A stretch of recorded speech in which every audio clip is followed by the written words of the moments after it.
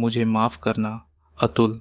मैंने तुम्हारा बहुत अपमान किया है, तिरस्कार किया है और कई बार तुम्हारा मजाक भी उड़ाया है। मगर आज जब मुझे अपने बेटे की सबसे ज़्यादा ज़रूरत थी तब तुम ही मेरे करीब थे।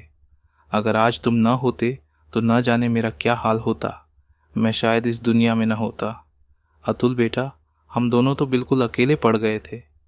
अब तो मुझे सुमित को अपना बेटा कहने में भी शर्म आ रही है। उसे विदेश क्या भेजा, वह विदेशी होकर रह गया। माँ बाप को भी भूल गया। अब मेरा उससे कोई नाता नहीं। यह कहते हुए कांता प्रसाद फक फक कर रो पड़े। उन्होंने अतुल को खींचकर गले लगा लिया। अतुल की आंखें भी नम हो गईं। वह अतीत की यादों में खो गया। अतुल के पिता रमाकांत की एक छोटी सी मेडिकल शॉप थी जो सरकारी अस्पताल के सामने थी।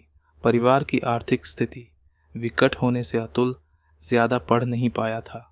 कक्षा 12वीं उत्तीर्ण करने के बाद उसने फार्मेसी में डिप्लोमा किया और अपने पिता के साथ दुकान में उनका हाथ बंटाने लगा। एक ही शहर में दोनों भाइयों का परिवार रहता था, मगर रिश्तों में मधुरता नहीं थी। कांता प्रसाद और छोटे भाई राम प्रसाद के बीच अमीरी गरीबी की दीवार दिन ब दिन ऊंची होती जा रही थी। दोनों भाइयों के बीच एक बार पैसों के लेन देन को लेकर अनबन हो गई थी, जिसके कारण उनके बीच कई सालों से बोलचाल बंद थी। होली दिवाली जैसे त्योहारों पर महज औपचारिकता निभाते हुए उनके बीच मुलाकात होती थी। अतुल के ताऊजी कांता प्रसाद एक प्राइवेट बैंक में मैनेजर थे, जो अपने इकलौते बेटे सुमित की पढ़ाई के लिए पानी की तरह पैसा बहा रहे थे। सुमित शहर की सबसे महंगे और मशहूर पब्लिक स्कूल में पढ़ता था। जब कभी अतुल उनसे बैंक में या घर पर मिलने जाता था तब वे उसका मजाक उड़ाते हुए कहते थे, अरे अतुल, एक बार कॉलेज का तो मुंह देख लेता। अभी 20 से 22 का हुआ नहीं कि दुकानदारी करने बैठ गया। कॉलेज लाइफ कब एंजॉय करेगा? तेरा बाप क्या पैसा साथ लेकर जाएगा? नहीं ताऊ जी, ऐसी बात नहीं है। मेरी भी आगे पढ़ने की इच्छा है और पापा भी मुझे पढ़ाना चाहते हैं, पर मैं अपने घर की आर्थिक स्थिति से अच्छी तरह से अवगत हूँ। मैंने ही उन्हें मना कर दिया कि मुझे आगे नहीं पढ़ना है। निशा और दिशा को पहले पढ़ाना लिखाना है ताकि वे पढ़ लिख कर अपने पैरों पर खड़ी हो जाएं, जिससे उनके विवाह में अड़चन न आए। एक बार उनके हाथ पीले हो जाएं तो मम्मी पापा की चिंता मिट जाएगी। वे दोनों आए दिन निशा और दिशा की चिंता करते हैं। आजकल के लड़के पढ़ी लिखी और नौकरी करने वाली लड़कियां ही ज़्यादा पसंद करते हैं। ताऊ जी, आपको तो पता ही है कि हमारी मेडिकल शॉप से ज़्यादा आमदनी नहीं होती। सरकारी अस्पताल के सामने मेडिकल की 50 दुकानें हैं। कंपटीशन बहुत बढ़ गया है। फिर आजकल ऑनलाइन का भी ज़माना है। मेरा क्या है, मैं निशा और दिशा की विदाई के बाद भी प्राइवेटली कॉलेज कर लूँगा, पर अभी परिवार की जिम्मेदारी निभाना ज़रूरी है। अतुल ने अपनी मजबूरी बताते हुए कहा तो कांता प्रसाद को बड़ा ताज्जुब हुआ कि अतुल खेलने कूदने की उम्र में इतनी समझदारी व जिम्मेदारी की बातें करने लग गया है।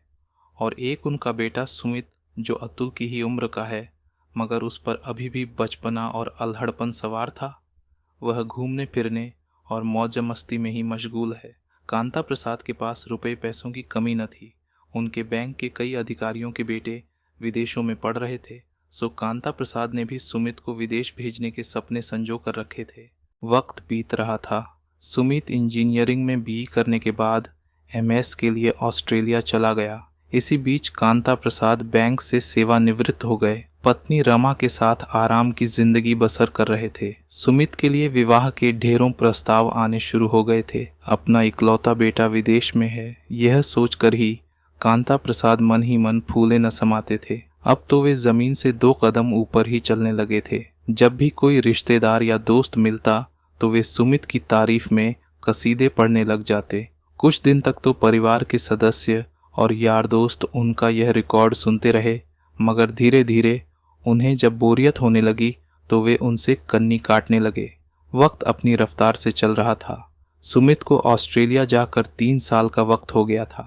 एक दिन सुमित ने बताया कि उसने एमएस की डिग्री हासिल कर ली है और वह अब यूएस जा रहा है, जहां उसे एक मल्टीनेशनल कंपनी में मोटे पैकेज की नौकरी भी मिल गई है।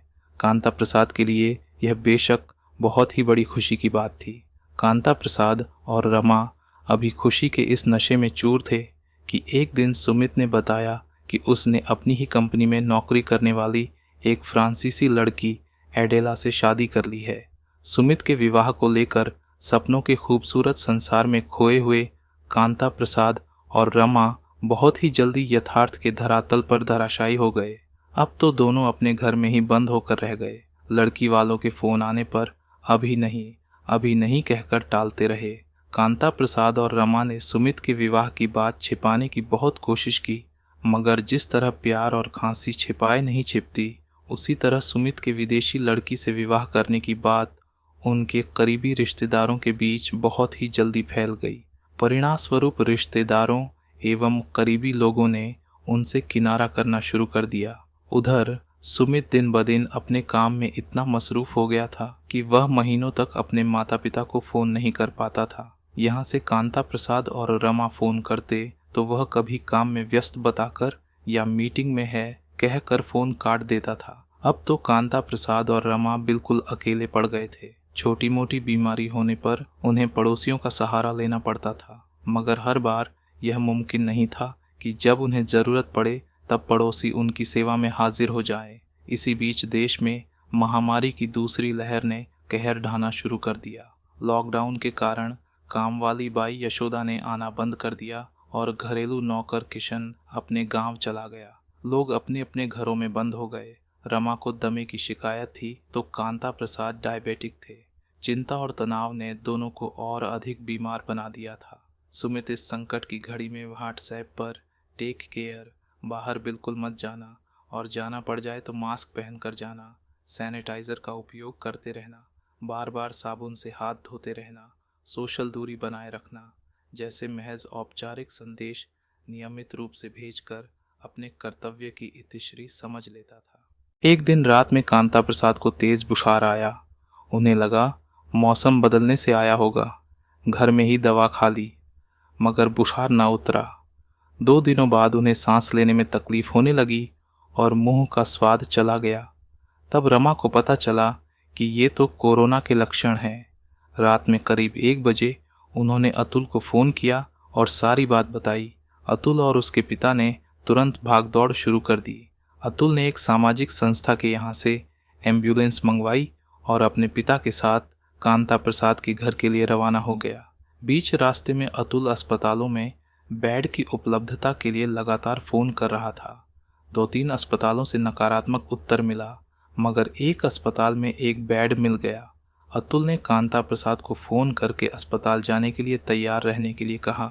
रात करीब 2 बजे कांता प्रसाद को एक अस्पताल के कोरोना वार्ड में एडमिट कर दिया और ट्रीटमेंट चालू हो गया। रमा की आंखों में छिपा हुआ नीर आंसुओं का रूप धारण कर उसके गालों को भिगोने लगा, जिसे देख अतुल ने कहा, ताई जी प्लीज़ आंसू न बहाओ, अब चिंता की बात नहीं है। यह शहर का बहुत अच्छा अस्पताल है। ताऊ जी जल्दी ही स्वस्थ हो जाएंगे।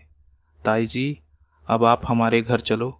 ताऊ जी के ठीक होने तक आप हमारे ही घर पर रहना। अस्पताल में कोरोना मरीज के रिश्तेदारों को ठहरने की अनुमति नहीं है। रमा का कंठ संध गया था। वह बोल नहीं पा रही थी। खामोशी से अतुल के साथ रवाना हो गई।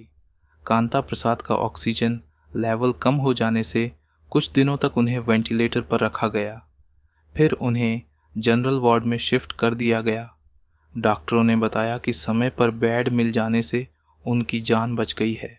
कुछ ही दिनों के बाद उन्हें अस्पताल से छुट्टी मिल गई। कांता प्रसाद मन ही मन सोच रहे थे कि आज अतुल उनकी सहायता के लिए दौड़ कर न आता तो न जाने उनका क्या हाल होता। इस कोरोना महामारी ने आज इंसान को इंसान से दूर कर दिया है। कोरोना का नाम सुनते ही अपने ही दूरियां बना लेते हैं। ऐसे में अतुल और राम प्रसाद ने अपनी जान की परवाह किए बगैर उनकी हर संभव सहायता की थी।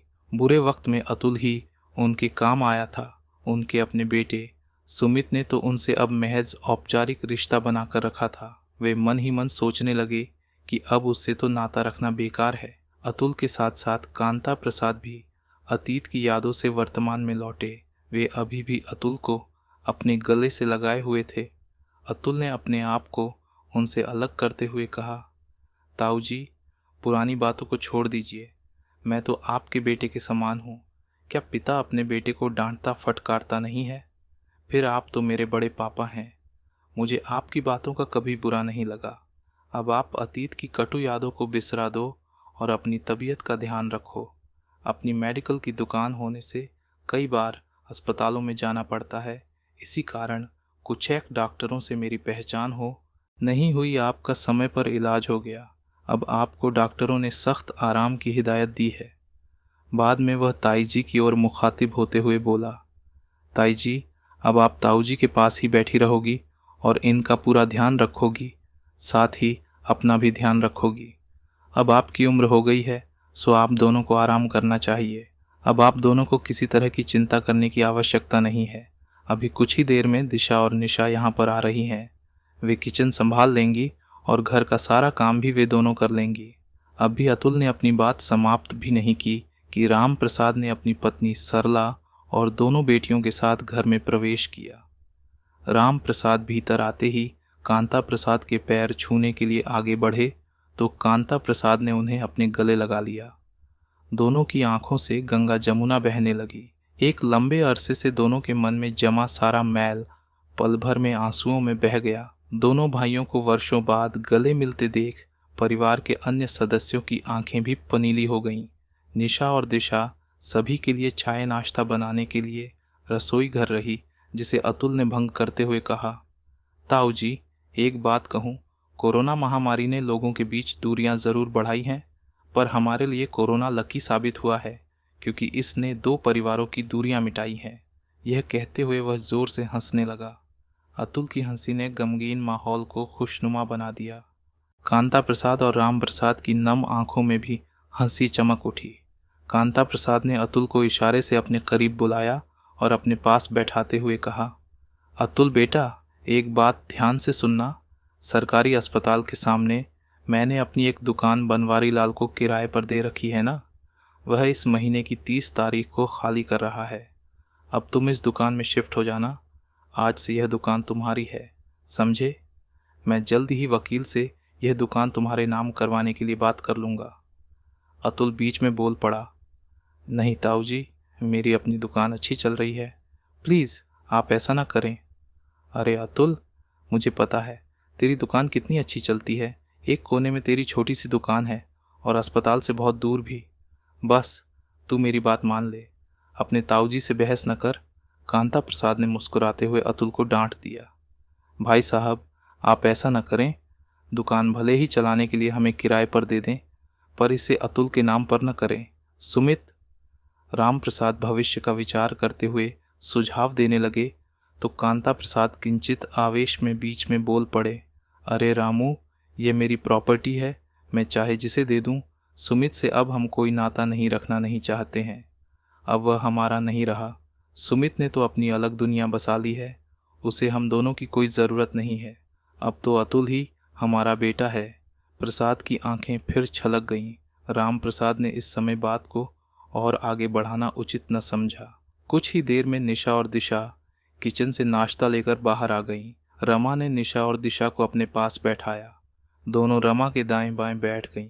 रमा ने दोनों के सिर पर हाथ रखते हुए कहा, ये बहनें जब छोटी थीं तब दोनों छिपकली की तरह मुँह से चिपकी रहती थीं।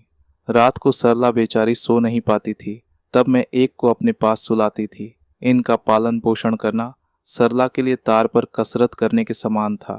देखो अब ये कितनी बड़ी हो गई है। यह कहते हुए रमा निशा और दिशा का माथा चूमने लगी। फिर कांता प्रसाद की ओर मुखातिब होते हुए बोली, आपने बहुत बातें कर ली जी, अब मेरी बात भी सुन लो। मैंने निशा और दिशा का कन्यादान करने का निर्णय लिया है। इन दोनों के विवाह का संपूर्ण खर्च मैं करूंगी। अतुल, इन्हें जितना पढ़ना है पढ़ने देना, और अगर तुम प्राइवेटली आगे पढ़ना चाहो तो पढ़ सकते हो।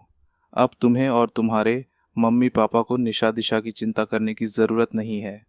रमा, तुमने तो मेरे मुंह की बात छीन ली है। मैं भी यही कहने वाला था। हम तो बेटी के लिए तरस रहे थे, ये अपनी ही तो बेटियां हैं। कांता प्रसाद ने उत्साहित होते हुए कहा तो उनका चेहरा खुशी से चमक उठा, मगर उनकी बातें सुनकर राम प्रसाद और मूक दर्शक बनकर बैठी। सरला की आंखों से आंसुओं की धारा धीरे धीरे बहने लग गई। माहौल फिर गंभीर बन रहा था। इस बार निशा ने माहौल को हल्का फुल्का करते हुए कहा, उम्मीद है दोस्तों आपको ये पारिवारिक कहानी पसंद आई होगी तो प्लीज़ इस वीडियो को लाइक और चैनल सब्सक्राइब ज़रूर करें। धन्यवाद। कहानी पूर्णतः काल्पनिक है।